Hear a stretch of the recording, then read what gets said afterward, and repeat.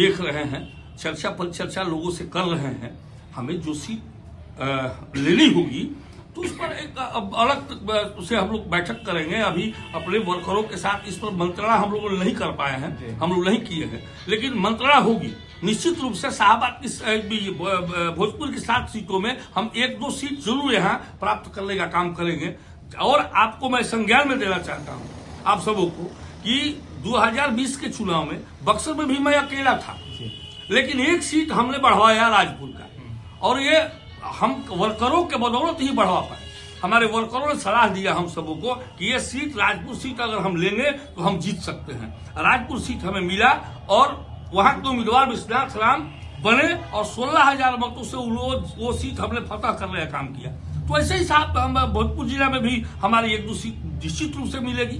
2 ऐसे विधायक हैं जिनके सदस्यता भाजपा अग्रणी भूमिका निभा रही है और भगवा करण लगभग कर भी दिया है इन लोगों ने। और हमारा संविधान सुरक्षित नहीं है। जो संविधान में वर्णित है, राहुल गांधी जी का क्या है, यही कह रहे हैं कि जो हमारे संविधान में हमारी मौलिक अधिकार दी गई है उसका हनन हो रहा है। हम सभी उस मानक पर खड़े भारतीय जनता पार्टी के लोग नहीं उतर रहे हैं देश की जनता के साथ, और ये देश की भावनाओं के साथ खिलवाड़ करने का काम भारतीय जनता पार्टी के लोग कर रहे हैं।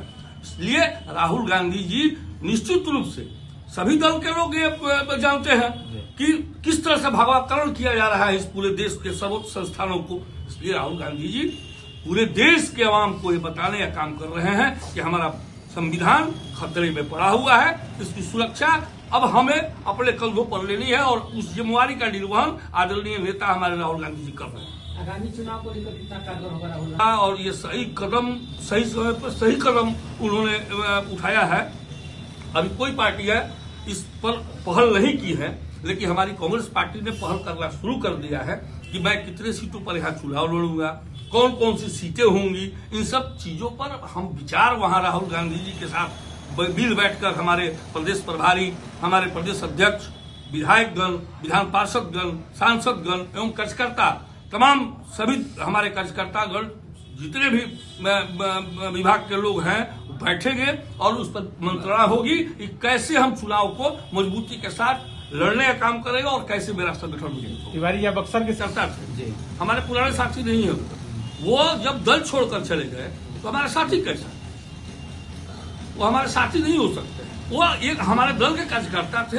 एज ए कार्यकर्ता कांग्रेस पार्टी नीचे से उठे हुए लोगों को, जैसे हम लोग आम कार्यकर्ता हुआ करते थे, और हमको टिकट कांग्रेस पार्टी ने 2015 में देने का काम किया, तो ये वो भी एक आम कार्यकर्ता थे, और इस समय को वो नहीं भूला पाए और वो भारतीय जनता पार्टी की वोट में चले गए। तो हमारे अब कार्यकर्ता नहीं है, और वो निश्चित रूप से उन पर अगली कार्रवाई हमारी पार्टी को करनी चाहिए। नीतीश कुमार और तेजस्वी यादव दोनों इस समय यात्रा पे हैं, दोनों की यात्रा में क्या फर्क आप पाते हैं? अब तो देखिए, माननीय मुख्यमंत्री जी के बारे में मैं क्या कहूँ, जितनी घोषणाएं वो किए हैं समाधान यात्रा में, वो अभी तक उन सब वादों पर कोई पहल नहीं हो पाया, और न वो वादे धरातल पर उतरने का काम किए। जैसे हमारे जिला की 2-3 प्रमुख समस्याएं थी। समाधान यात्रा में हम सबों का यह डिमांड था कि किला मैदान का सौंदर्यीकरण और खेल मैदान के रूप में विकसित करना, चूंकि बक्सर का हार्ट है किला मैदान, वो नहीं हो पाया। तो अब प्रगति यात्रा में क्या होगा नहीं होगा ये तो समय बताएगा।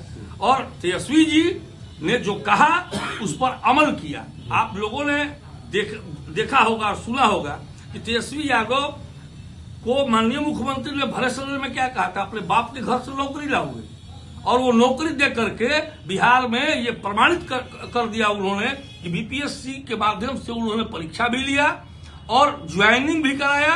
लेकिन माननीय मुख्यमंत्री के नेतृत्व में बीपीएससी का जो भंडा फूट रहा है, पेपर लीक हो रहे हैं, ये क्या दर्शाता है, ये आप अब देख लीजिए, ये आपको देखने की चीज है।